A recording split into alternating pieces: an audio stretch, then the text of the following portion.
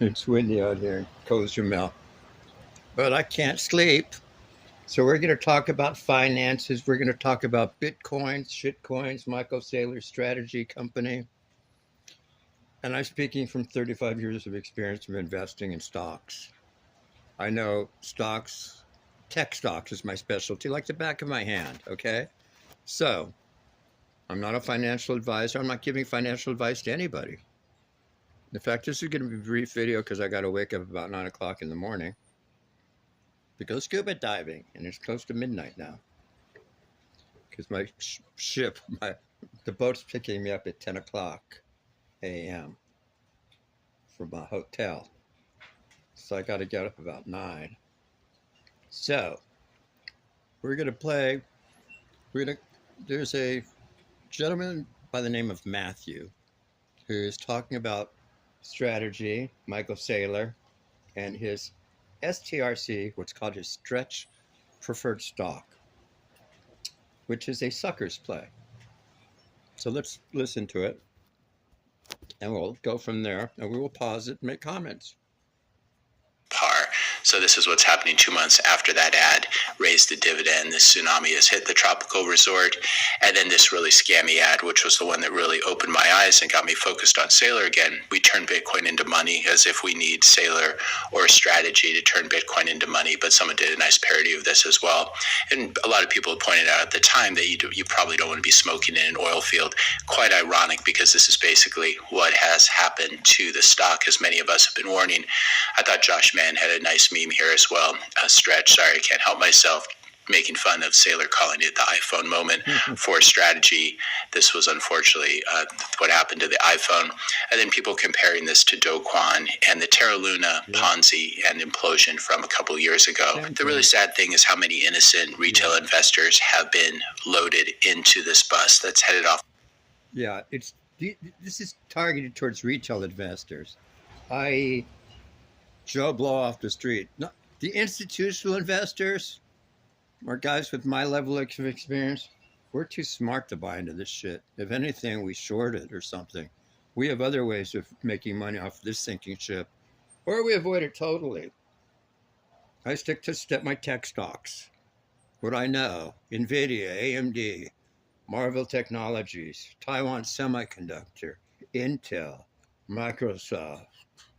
Got SMCI, Broadcom, ScanDisk, Micron Technology.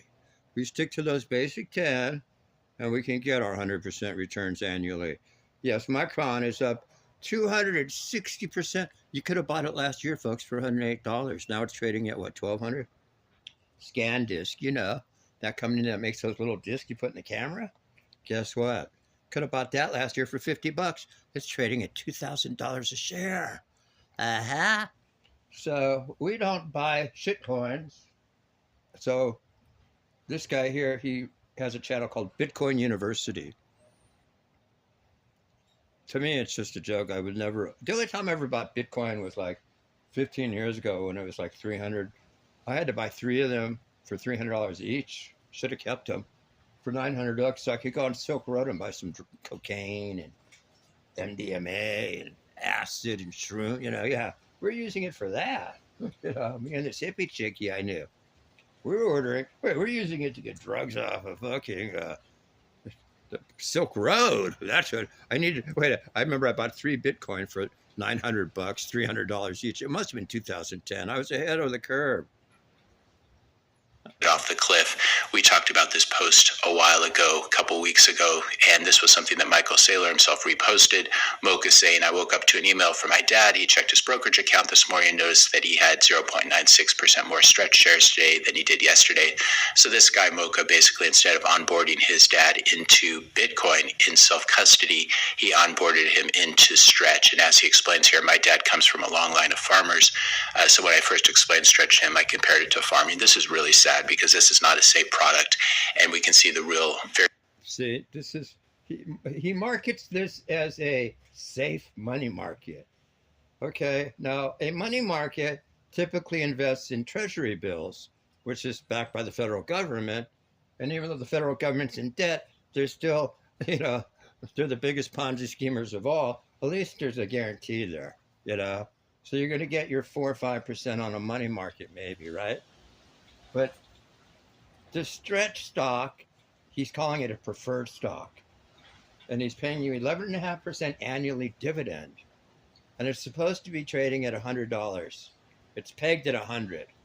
So in other words, if it goes down, he has to up that dividend annually from 11.5 to 12 to 12.5% to get more people to buy it. Okay. Now, when this video was made 9 days ago, it was trading at like $85. I think it closed Friday at $70 fucking dollars. It's $30 below the $100 peg. Now, if you're a smart dude, you could play it a couple of different ways. If you think it's going to go back to 100, now why does it have to go back to 100? Well, because Michael Saylor can't sell any more of it at 100 if it's selling on the open exchanges for 70. Like, why would anybody buy it off him for 100 when it's bought on the open market on the open exchanges for 70? So he can't sell, and he's only going to sell it and issue it for 100 or higher than 100. He can't. He ruins the whole scheme if he's. I mean, first of all, can you imagine if he starts selling it at 70 and it's trading at 70 now? The people that paid 100 for it are going to get pissed off. He's going to lose. There's many reasons why he can't do that. They're already pissed because they're down 30%. Now, a guy like me, a smart Jewish prophet like me, we say to ourselves, is it going to go down to 50%, to $50 a share? Probably 50-50 chance. Or is there going to be enough suckers out there that's going to buy into it, enough retail investors, that it's going to get back to $100 from 70? And if I buy some at 70, I get a fucking, let's see, like a 50% increase from 70 to 100. Yep, that's 35. That's 50% increase. And I'm getting an 11.5% annual dividend on $100, not 70 that I bought it for.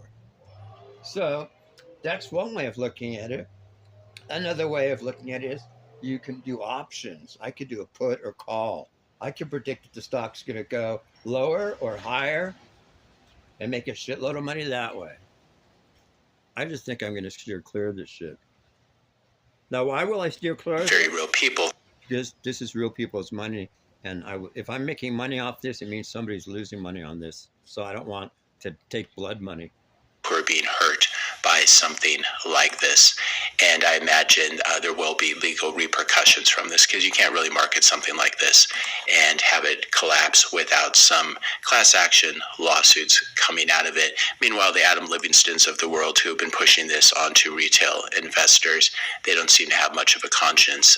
But this was Livingston talking about to be. Well, before we listen to Livingston's bullshit, I was a legal analyst in 1991, 92 on the Lincoln Savings and Loan case. I represented the plaintiffs. I was basically a database expert and a legal analyst. And basically, the plaintiffs that were suing Keating and Lincoln Savings, yeah, it was like for $2 or $3 billion. And we won a shitload of money. So I'm well aware of scammers.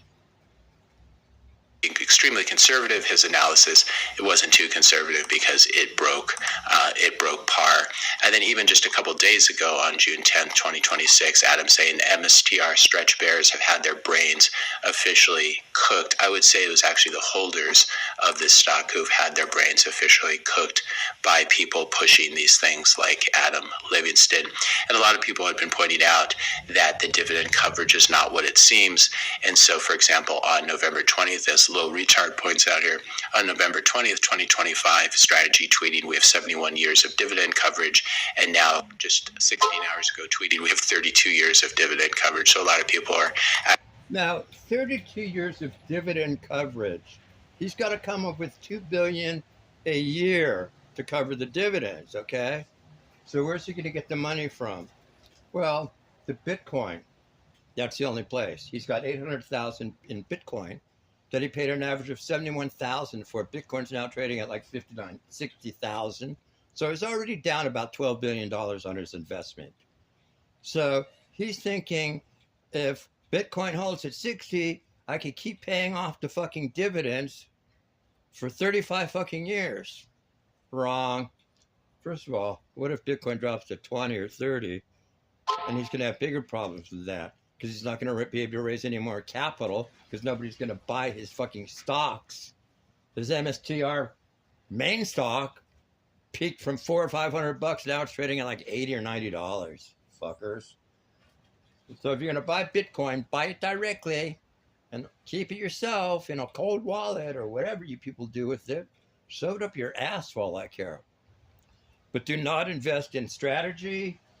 Do not invest in STRC, which is just, I like it. He calls it a preferred stock. No, it's a junk fucking bond. It's even worse than a junk bond because there's nothing. Wait, in other words, if he goes bankrupt, you're last in line to get paid off too. Think about that. Plus, he doesn't even have to pay out the dividend. So what's my prediction? 80% just STRC.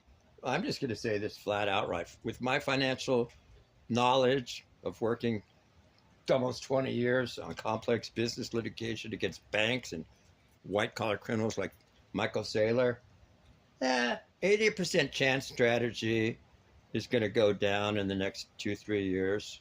And see, don't forget, all this shit is leverage on top of leverage on top of leverage. So what happens is you got a lot of these Bitcoiners out there that basically have borrowed on margin calls to buy more Bitcoin, just like this cocksucker has by selling preferred stock. So what happens? Now, he's not going to be margin called, but the people that he's selling this shit to could be margin called, and all these other Bitcoiners could be margin called, and that's going to start a death spiral, and it's just going to, it's like, you know, ever look at a toilet bowl when you flush it? It starts making that circular motion and everything flows down. All the shit flows down like a funnel. And that's what's going to happen to Michael Saylor.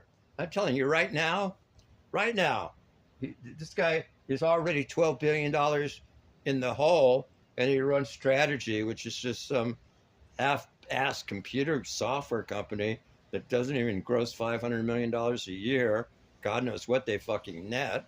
I don't even know what their product is, to be honest with you. Seriously. I've read their website, and I still don't understand what the fuck they do as from that end of it, but they're a Bitcoin treasury. No, this guy's got such a big fucking ego. It's ridiculous. See, like in a real company like Micron Technologies, what drives the stock price up? Earnings. They actually have intellectual property, factories, real estate. They actually sell shit. Bitcoin doesn't generate revenue. It doesn't own anything. It's not real. It's nothing. It's like you can't even use it like you could use a fucking vacation home. It's the worst fucking investment in my mind. It's based on the greater sucker theory or fool theory. In other words, I buy it hoping some other sucker will pay more for it than I paid for it. Asking what happened to those decades and decades of dividend coverage. Of course, this is what happens when the price of Bitcoin goes down. The coverage is not as much as you think it is. Exactly. And as I've been trying to point out to people, this is an extremely risky product. And it's being priced by the market at junk bond-like yields. So we can see here, I did a search for current junk bond yield. I didn't even hear this yet. He even said it's a junk bond himself. Triple C and lower. These would be the most distressed, the highest risk junk bonds currently. Basically, he's saying he's selling it at preferred stock, he's calling it, giving you 11.5% annually because he thinks he's going to get 30% annually. What the fuck was that? He thinks his Bitcoin's going to go up 30% annually. He gives you 11% and he pockets the other 19%. I don't know what this guy's smoking, but I need some of that. Seriously, this guy's an idiot. This is a junk bond. Now, junk bonds are rated A, B, C. A junk bond is like triple C or below, D level. In other words, wait. If you're getting 11.5% and the Fed rate is only 4 or 5%, whatever it is, that's not happening. It's just, there's got to be risk involved. In other words, there's risk involved. Believe me, if somebody's paying you more than 5% on your money, there's risk involved, okay? 10%, there's risk involved. Now, when I get 100% on Micron a year, is there risk involved? Of course, but the risk to reward factor is a lot greater. The risk than the reward factor is greater than the risk. Let's listen to what this man has to say. Traded at 9.5% to 12.5%. This is what the market is demanding to hold this kind of risk, and we can see where. Now, most of you will not understand this. The only people that understand what I'm talking about and what this guy's talking about, you're talking maybe 1-2% of the population max. See, the average retail investor doesn't even have any clue what we're talking about. Anybody listening to this, I guarantee you, will have to do research on what we're talking about. And this is why suckers buy into this shit, because they don't have the knowledge of the institutional investor or investors like me that even beat out the institutional investors with my returns. Where Stretch is trading, it's trading above the high end of junk bonds. It's currently trading almost 13%. So that tells you that's not the S&P ratings agency telling you this is risky. That's the free market telling you this is an extremely risky product that may be in the process of breaking permanently. In other words, that's not Moody's telling you this, a credit rating agency. This is supply and demand. In other words, the market dictates this. In other words, even at it'll be interesting to see what happens Monday. But even at $70, nobody's buying this shit. Will it fall to 50 or will it rebound to 100? I don't have a crystal ball, but there's a 50-50 chance it could go to $50. Permanently. As Fred Krueger points out here, the issue with keeping Stretch at par is that you're effectively offering a money-back guarantee to anyone who wants out. So this is the thing. Saylor looks at the 30-day VWAP and then raises the dividend appropriately. But this is the problem because the market may just keep demanding higher and higher yields. And as we're going to see in a moment, that has real repercussions for capital raising and how much strategies. What he's saying basically is it's at $70.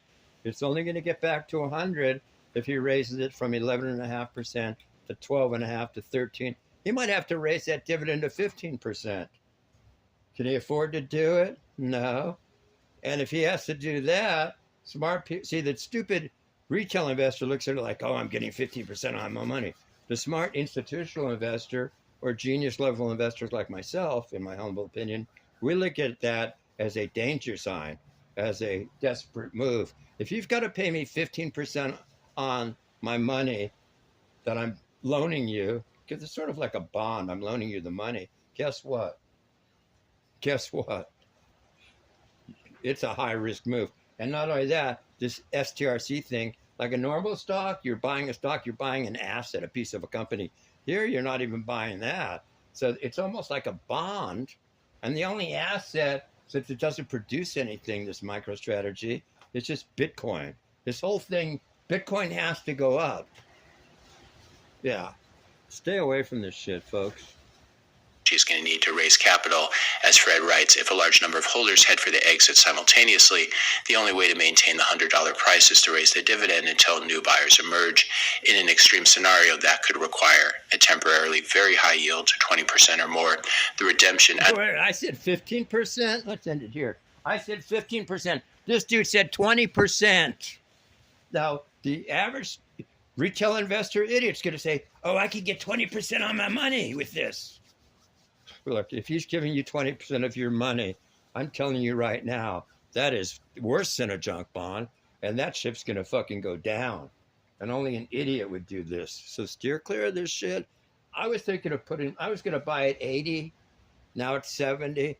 And I'm deciding, why waste my money? I could put it into fucking 10 other stocks instead of this crap.